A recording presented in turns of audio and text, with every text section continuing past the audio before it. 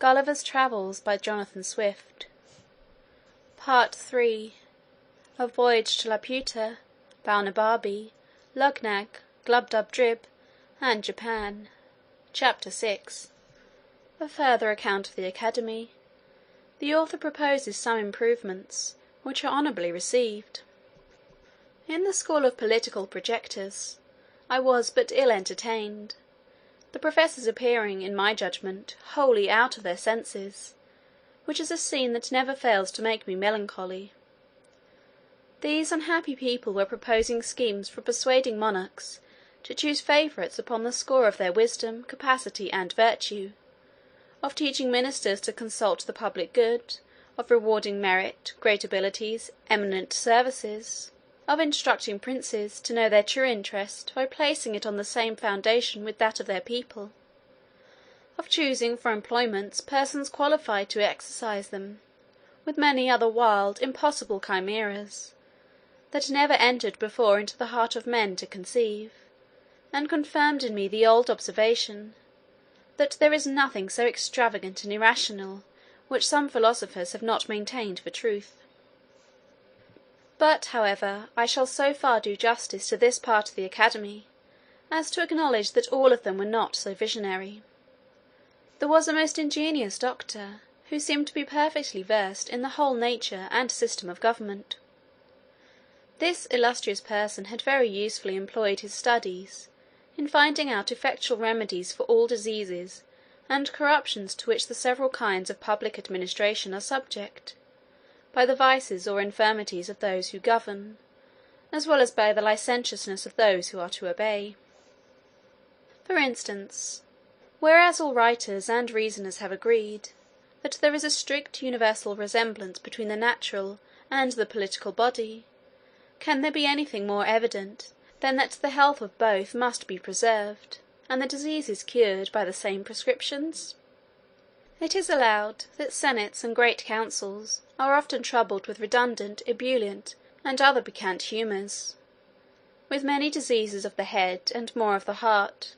with strong convulsions, with grievous contractions of the nerves and sinews in both hands, but especially the right, with spleen, flatus, vertigos, and deliriums, with scrofulous tumours, full of fetid, purulent matter, with sour, frothy rectations, with canine appetites, and crudeness of digestion, besides many others, needless to mention. This doctor therefore proposed, that upon the meeting of the senate certain physicians should attend it the 3 first days of their sitting, and at the close of each day's debate feel the pulses of every senator, after which, having maturely considered and consulted upon the nature of the several maladies, and the methods of cure, they should on the 4th day return to the senate house, attended by their apothecaries stored with proper medicines, and before the members sat, administer to each of them lenitives, operatives, abstersives, corrosives, restringents, palliatives, laxatives, cephalagics, icterics, apophlegmatics, acoustics, as their several cases required, and, according as these medicines should operate, repeat, alter, or omit them at the next meeting. This project could not be of any great expense to the public, and might, in my poor opinion, be of much use for the dispatch of business in those countries where senates have any share in the legislative power,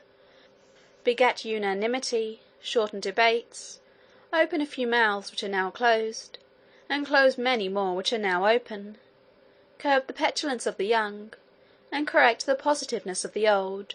rouse the stupid, and damp the pert. Again, because it is a general complaint that the favourites of princes are troubled with short and weak memories, the same doctor proposed, that whoever attended a first minister, after having told his business, with the utmost brevity and in the plainest words,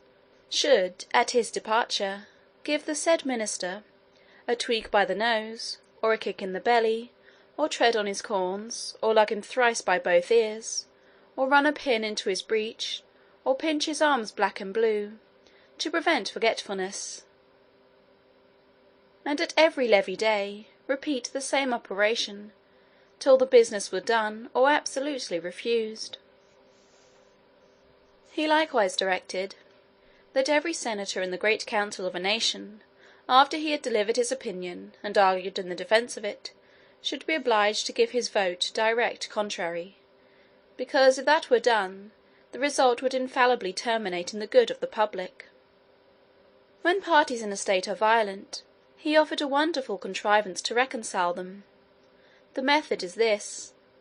you take 100 leaders of each party, you dispose them into couples of such whose heads are nearest of a size, then let 2 nice operators saw off the occupant of each couple at the same time, in such a manner that the brain may be equally divided. Let the occupants thus cut off be interchanged, applying each to the head of his opposite party member. It seems indeed to be a work that requires some exactness, but the professor assured us that if it were dexterously performed the cure would be infallible.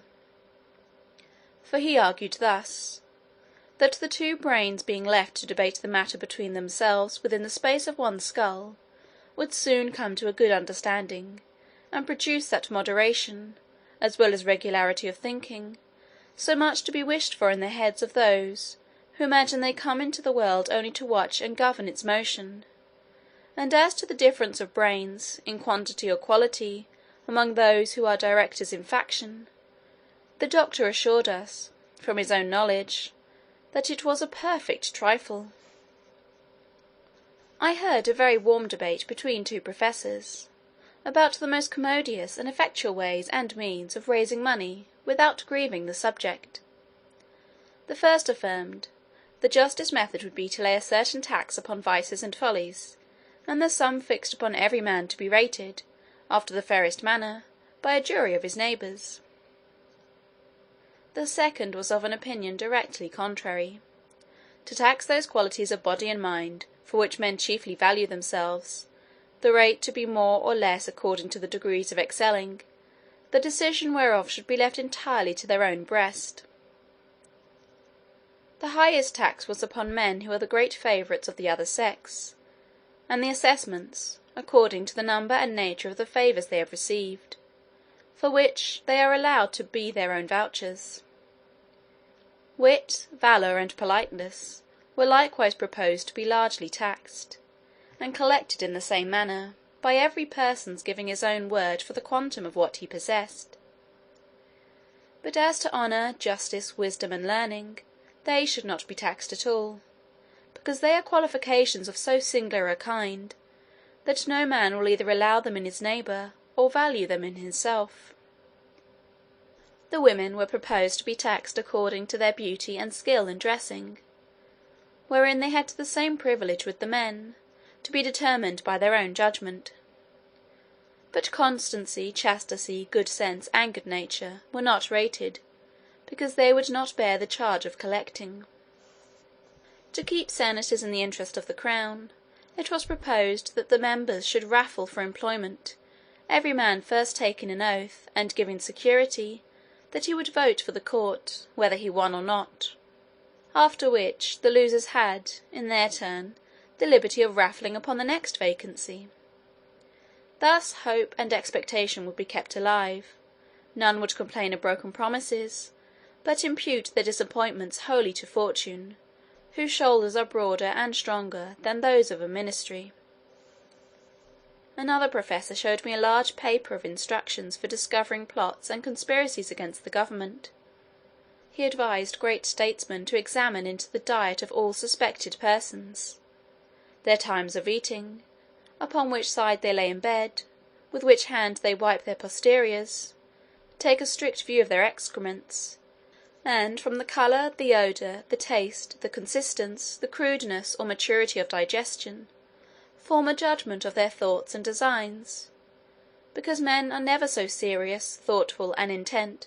as when they are at stool, which he found by frequent experiment. For in such conjectures, which he used, merely as a trial, to consider which was the best way of murdering the king, his ordure would have a tincture of green, but quite different when he thought only of raising an insurrection, or burning the metropolis. The whole discourse was written with great acuteness, containing many observations, both curious and useful for politicians, but, as I conceived, not altogether complete. This I ventured to tell the author, and offered, if he pleased, to supply him with some additions. He received my proposition with more compliance than is usual among writers,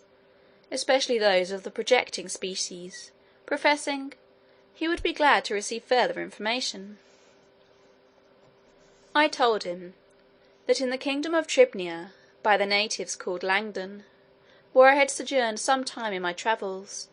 the bulk of the people consist in a manner wholly of discoverers, witnesses, informers, accusers, prosecutors, evidences, swearers,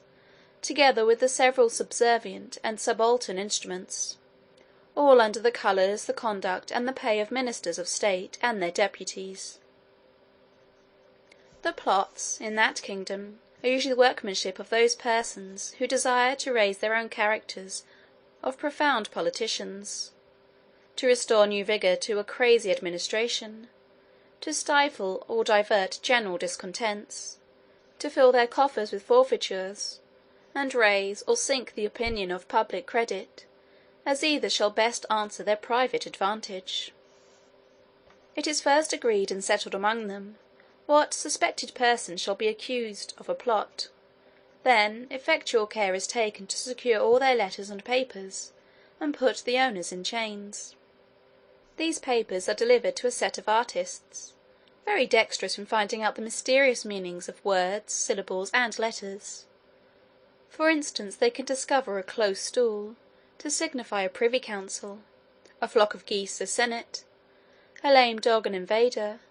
the plague a standing army, a buzzard a prime minister, the gout a high priest, a gibbet a secretary of state, a chamber pot a committee of grandees, a sieve a court lady, a broom a revolution, a mousetrap an employment, a bottomless pit a treasury, a sink a court, a cap and bells a favourite, a broken reed a court of justice, an empty tun a general, a running saw the administration. When this method fails, they have two others more effectual, which the learned among them call them acrostics and anagrams. First, they can decipher all initial letters into political meanings. Thus N shall signify a plot, B a regiment of horse, L a fleet at sea. Or secondly, by transposing the letters of the alphabet in any suspected paper, they can lay open the deepest designs of a discontented party. So, for example, if I should say in a letter to a friend, "Our brother Tom has just got the piles," a skilful decipherer would discover that the same letters which composed that sentence may be analysed into the following words: resist, a plot is brought home, the tour. And this is the anagrammatic method. The professor made me great acknowledgments for communicating these observations, and promised to make honourable mention of me in his treatise. I saw nothing in this country that could invite me to a longer continuance, and began to think of returning home to England. Part 3, Chapter 6.